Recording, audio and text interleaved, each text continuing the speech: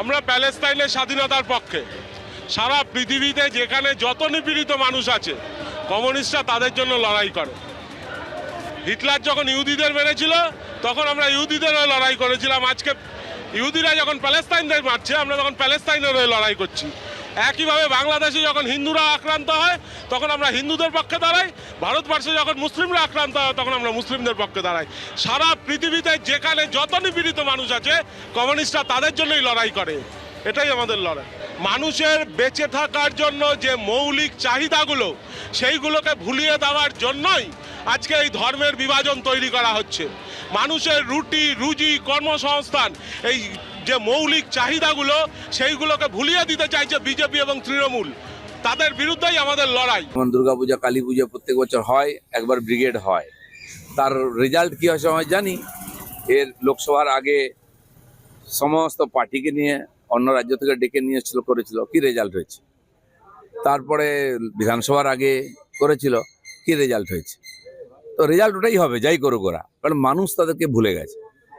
আর যারা মানুষের বিরুদ্ধে কাজ করে, বিভ্রান্তি ছড়ায়, মিথ্যা বলে, আর পশ্চিমবাংলাকে তো আজকে যে জিহাদিরা ধাপিয়ে বেড়াচ্ছে তাদের হাতে ওরাই তুলে দিয়ে গেছে।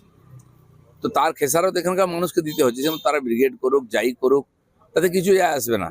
অন্যকে গালাগালি দোষ চাপিয়ে অনেকদিন চালিয়েছেন ওনারা। মানুষ তাই ভুলতে বসেছে। ঠিক আছে, অস্তিত্ব আছে এটা দেখাবার জন্য ওনারা এটা করছেন। ব্রিগেড সমাবেশেও প্যালেস্তাইনের পতাকা। নমস্কার বন্ধুরা, আমার নাম ধ্রুবজ্যোতি সরকার।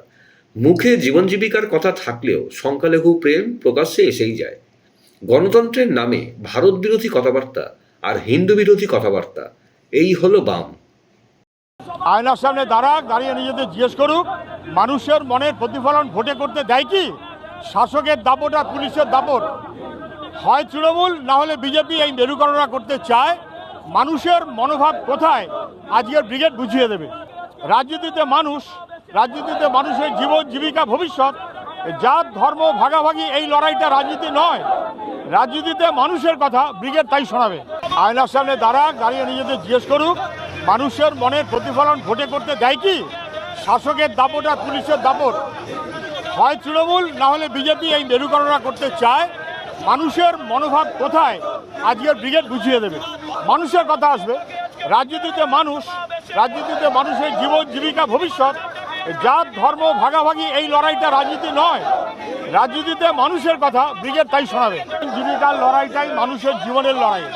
ডান দিক, মানুষের জীবন সামনের দিকে এগোয়, পিছনের দিকে যাওয়ার জন্য না। এখন কেউ 500, 1000, 1500 বছরের পুরনো গর্তের মধ্যে ঢুকতে চাইছে। মানুষের জীবন জীবিকার জায়গা থেকে সরিয়ে দিতে চাইছে। এরা মানুষের এবং ভবিষ্যতের সমাজের শত্রু। বন্ধুরা, ভিডিওটি ভালো লাগলে দয়া করে লাইক শেয়ার করে দেবেন, আমাদের পেজটা ফলো করে নেবেন, আর আপনার মতামত কমেন্ট করে অবশ্যই জানান। ধন্যবাদ।